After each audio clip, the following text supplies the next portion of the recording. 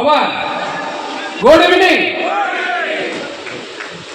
তো অ্যাকচুয়ালি সময় কম আমাদের হাতে।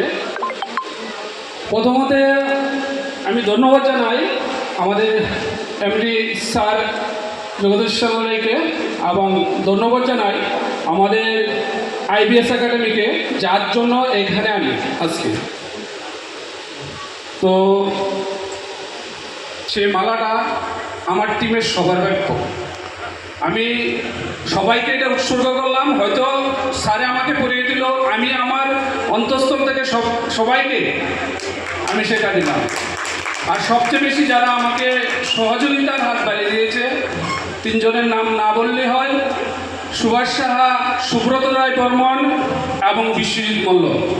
তাদেরকে অসংখ্য ধন্যবাদ। ভাই, এভাবে পাশে দেখো, আগামী দিনে অনেক যুদ্ধ আমরা জিততে পারবো। তো লাস্ট একটা কথাই বলে আমি আমার সংক্ষিপ্ত আলোচনা শেষ করব। আমরা যদি টার্গেট সেট করতে পারি, তাহলে অনেকটা বড় অ্যাচিভমেন্ট করতে পারবো।